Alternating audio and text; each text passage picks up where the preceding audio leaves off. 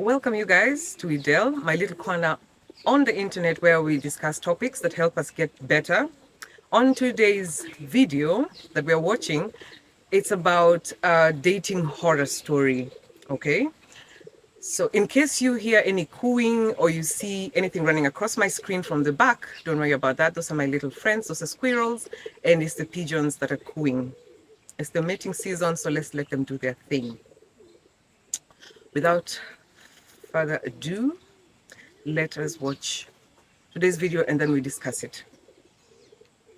If you think your dating life is bad, let me tell you a story. Okay, let me tell you a story. See that back there? That's a suitcase.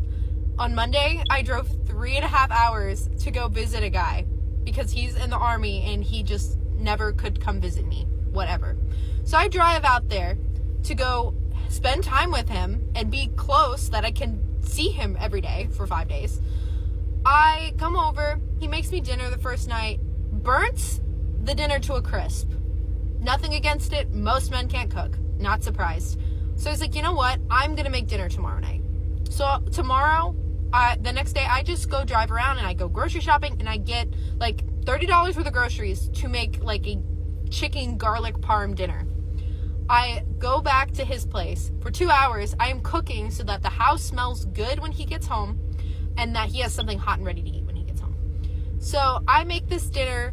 I prepare it in the oven. He doesn't want to eat when he gets home right away, which, like, whatever. He's like, I'm going to go work out and then I'm going to eat. And I was like, cool. So he goes and works out. He comes out and we eat dinner.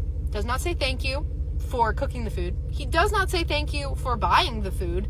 And he doesn't even really compliment. He was just like, at the end, it was like, oh, it was good. That was it. And so then I do the dishes and I clean up. He kind of piddles in there a little bit and like dries and puts away the dishes. And I was like, okay, well, maybe he had a long day at work. You know what? I have no idea. He's in the army. Who knows? Who knows what kind of day he had? So I was like, okay, I'll try again tomorrow. So the next day I go out and I get more groceries. I buy the groceries. I go back and I make dinner. He comes home a little early and he goes straight to his bedroom. Straight to his bedroom. And I'm like, okay. So I wait an hour and a half and I'm like, well, he's still not out here. So I'm going to make dinner and eat because I'm hungry. And it's like 6:30 at the time. And I was like, okay, I'm making dinner. So I make a quesadilla for me. I make extra and put it in the microwave for him. He comes out like 45 minutes later after I finish eating. I've already washed my dish and put it away. And I'm just sitting on the couch talking to a friend. He literally, I was like, hey, dinner, I made dinner, it's in the microwave for you. And he was like, cool. Goes in, grabs it, literally walks right back to his bedroom. Right back to his bedroom and sits in there and eats the quesadillas that I made by himself. And I know I'm really worked up about it because right now it is 10:30 at night and I am going home a day early because I'm not doing this. I'm going to be home at 1 a.m. I don't care. So he comes back out and I was like, so what'd you think of it? And he was like, it was good. Tasted like an actual quesadilla. It tasted like an actual quesadilla because it was an actual quesadilla, okay? It was an actual quesadilla. I was like, okay, whatever. It's fine. I'm not making dinner tomorrow night. I'm just not doing it. I'm not spending more money on this ungrateful man. So he comes back from work and he's like, hey, what you been doing? You just been chilling today? I'm like, yep, just been chilling. Calling people back home, they're checking in on me, whatever. And he was like, okay, I didn't know if you made dinner or anything. I'm like, no. I made dinner. No, I did not. So I was like, do you want to watch a movie tonight? And he was like, well, I think I'm going to just work out and make some dinner. And I was like, okay, cool. So he works out, he burns something in the kitchen for dinner. And I'm literally like waiting to see if he's done and we can watch a movie. Goes back to his bedroom like a troll, like a hermit. And so I go and I sit on the couch and I'm like, you know what? I'm going to watch a movie. So I walk out there to go sit on the couch and select a movie. And I hear this man in his bedroom talking to another woman. And I literally have the receipts on this, but he's literally in his bedroom playing a game, talking to another woman. And like the first night that I came over, he was like, I'm going to go back and play my game. And I'm like, I wonder if he's just been talking to this chick the whole time. So I was like, I was on the phone with my friend. I said, you know what? I'm leaving. I'm going to just make up some crappy story and I'm leaving. So I packed up all my stuff. I put it by the door and I knocked on his door and I hear him, oh, hold on a second. Somebody's knocking at my door. I'm going to hang up and I'll call you back. I'm like, somebody's me, that person that drove 3.5 hours and took time off work where she could have been earning money to spend time with you. Yeah, that's someone. So he opens the door and I'm like, hey, my mom's having a medical emergency. She's in the ER. I gotta go home. Total lie, super fabricated. I mean, I really should have just told him straight up that I think you're boring. I think you have no manners. And why are you talking to another girl in your bedroom? Like, while one is sitting on the couch, literally in your own home. So yeah, I am currently driving home. I am set to arrive at around 1:30 a.m. back in Mississippi. I'm so sick of dating. I'm so sick of dating because I don't know what it is about me, but I just attract the douchiest men. Like, the douchiest men. And this is terrible.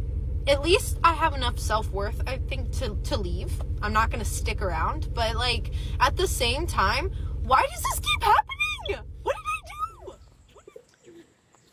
Now, I feel like there are some missing pieces in this story because I'm trying to understand how she would go and this man just switches up. She doesn't say that, oh, we're having such a great time chatting and now I've gone to close the gap so that we get to know each other more. She doesn't say that we're really having such a great time. She doesn't mention the kind of connection that they had. So I sort of feel like she was imagining that if she gets there and sees this guy in person, it would be better, you know, something like, oh, wait until he sees me, he'll just fall head over heels. And that's not what happened.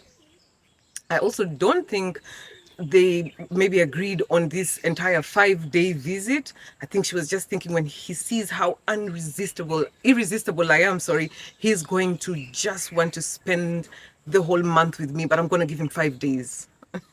that's the impression I'm under, because I don't get it. You just go there and someone is just cold. There's some things that I don't feel like she's telling us, and there's some people who don't like people in their personal space for a very long time, by the way. So the moment you catch this kind of vibe, I think personally I would be out. I'm not going to wait for tomorrow and the next day to see, because I'm just not ready for such a long, never-ending, feeling of uncertainty. I don't like that. And I do commend her for leaving before the 5th day, but I also think she should have told him straight up. Not necessarily in that point, because you don't know how he would have reacted, but she should have just left. She shouldn't even have said anything, and then on the phone, call him and tell him, you suck, really. And also, I feel like she was doing way too much. You see, the moment that you don't feel reciprocation and appreciation, that's not your cue to do more. It never is. And we need to learn these things. Sometimes we tell ourselves, but maybe this was the bare minimum. Maybe if I do a little bit more, he's going to actually think about what I did yesterday and it's now all going to come to the light. No, it is not. Just when people show you who they are, just believe them and get yourself out of that equation as early as possible, so that it's just not this circumstances that are just compounding, and then you find yourself at a point where it's now become too much and you've sort of gotten yourself used to it and you're now just expecting it and you don't see an issue with it because, well, at least he's coming back home to you. It gets twisted. So I think we should just learn that the moment we are noticing these issues and we can see that this is wrong, if you cannot bring it up and ask, don't you appreciate what I'm doing for you? Or if you cannot have that conversation, then just leave. But maybe it's good to first of all have the conversation, and if you still see that this person is not couldn't be bothered, then just quietly exit. But doing the same thing the next day and the day after and expecting a different result, you're not going to get it. It never has worked. It's not going to begin to work. So I'm still super, super happy that she left when she did. But people are strange. People are really, really strange out there. I'm still convinced that the person he showed her when they were chatting is the same person she met, but she was just trying to convince herself that it's going to get better. I really am convinced of this. And to just think of the audacity of him to be in his room and just chatting with another woman there and loudly, not even caring if she's in the vicinity, if she can hear. I mean, that's really, it's a level that I cannot even perceive, and I refuse to perceive it. And she asks there at the end, and she's saying, I don't know why I attract this kind of people, but it's and she also says that she had the self-worth enough to leave, but that's not the point. It's not that you get yourself in this situation so that you leave. It is about asking yourself, why are you getting this kind of people? It's not just out there somewhere that you have this bad streak of bad luck and these things are happening to you.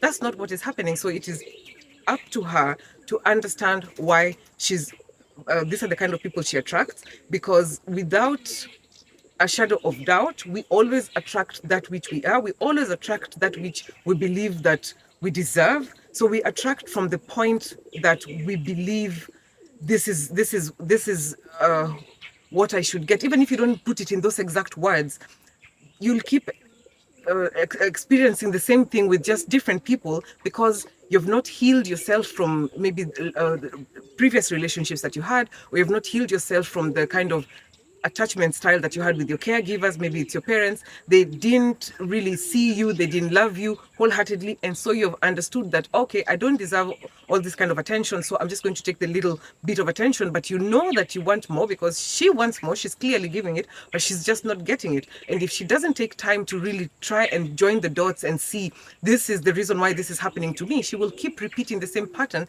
because her body just recognizes what is familiar, and she'll be in the same spot. So it's not like this equation that she's throwing to us so that we can help her solve, or we hook her up with different kind of people. She will always just be there until she understands these things on a personal level, and from that point she'll be able to have raised her standards as a person. And even by the time she was talking to this guy and could feel like there's really no connection, which is still what I'm suspecting, she would have just said, sorry, bye-bye, next. But this anticipation, that hoping that things are going to get better, they never will. This person has told you who he is, believe him. Okay? So that is all we have for this episode. Thank you so much for watching with me. Share your thoughts in the comments. And remember, you're not broken, you're not damaged, you're not unlovable, you're not too old, you're not too far gone, and it's definitely not too late. Just start where you are. You've got this, and everything is just going to be as you wish. But you have to do the inner work. That's what we all have to do. I will see you next time.